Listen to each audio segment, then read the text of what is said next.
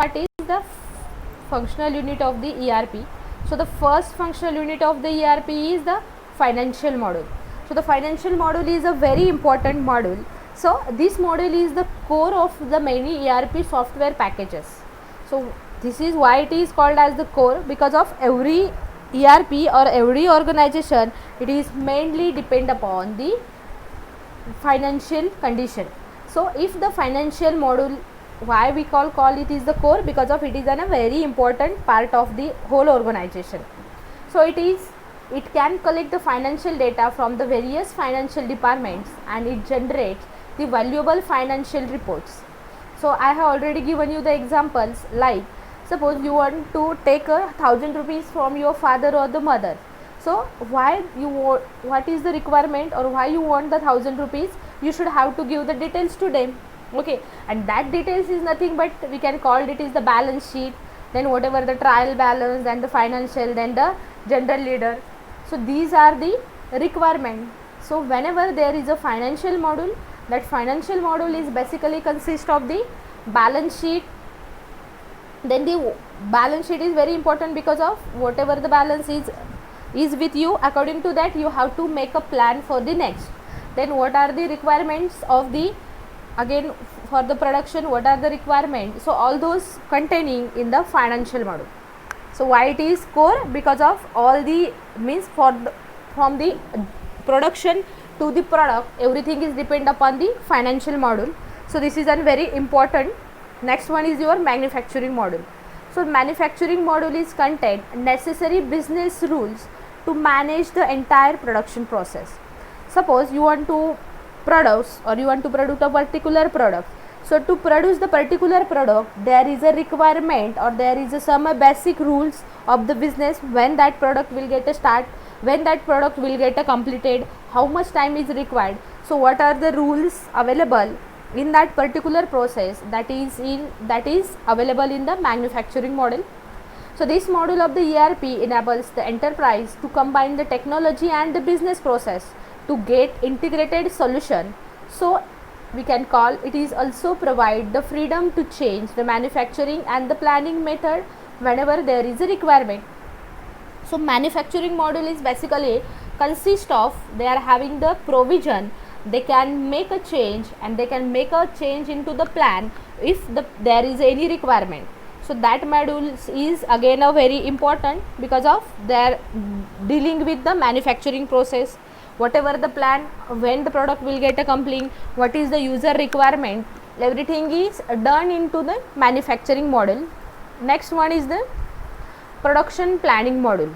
So the production planning module is basically consist of, this module is used for the optimizing and utilizing the available resources, and it helps the organization to plan their production. Okay, so by using that we can able to understand what is the, how they can utilize the available resources, according to that they are making a plan for the production. This module identify the materials required, it's allocate the optimal resources using the data and the sales forecasting with the sale data. So whatever the data is required for produce a particular product, so that can be handled with the production planning model. Next is very important module, that is again a HR module. So HR stands for the human resource.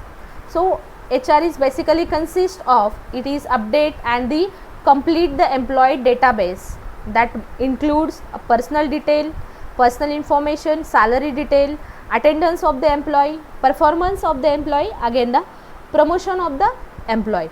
So everything, whatever the data related to the employee, that will be saved, or that always with the HR module. Next is your inventory and the control module. So its name indicates that, so inventory and the control module, this module covers the process of maintaining the appropriate level of the stock in the warehouse.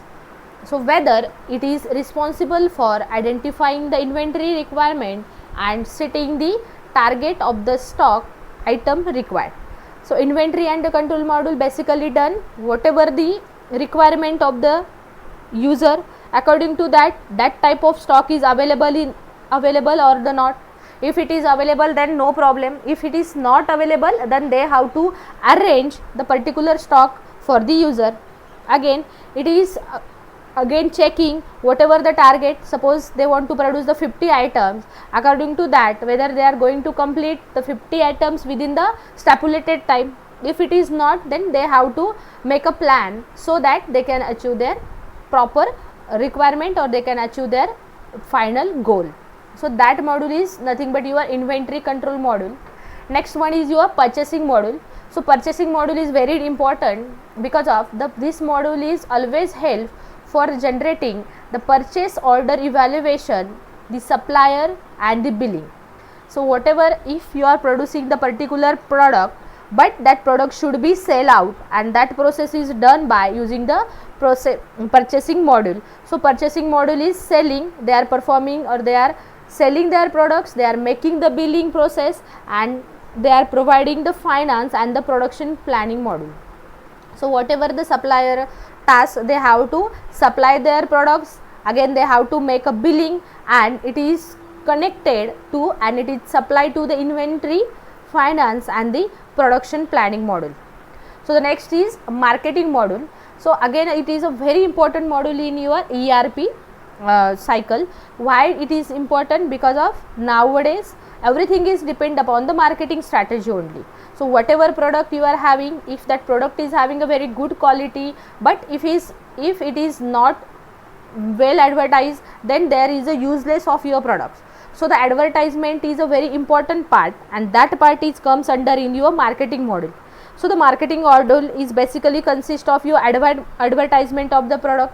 Again they are tracking the customers for the order, they are increasing the customer satisfaction, means they are taking the some inputs from the customer and provide that inputs to the particular production sector so that they can able to achieve the same. You can understand all these 7 module of the your ERP. Next is the sales and the distribution module. So this sales and the distribution module is basically consist of, it helps to track the inquiries, what are the inquiries for the particular products, whether the product is ordered, somewhere order is placed or the not, whatever the order is placed, whether that order is scheduled or the not, if that order is scheduled, then that is a dispatch or the not.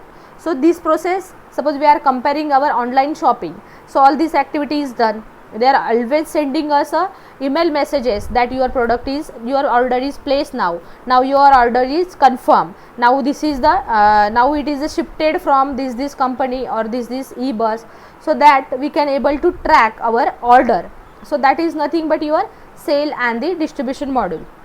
The next module is your quality management module. Quality management module is basically related to the quality of the product. So this module is used for managing the quality of the product.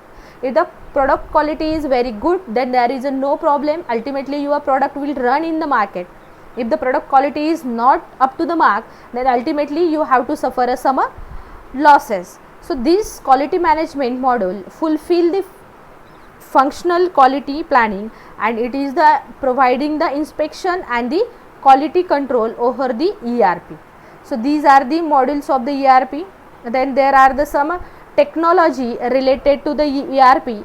So the first technology we can see, the ERP system is integrates a separate business function, that is the material management, product planning, sales, distribution, financial and the others. So we can see one by one. So first one is your product life cycle management. So how that products will get out, and how the which kind of life cycle is performing the product life cycle management.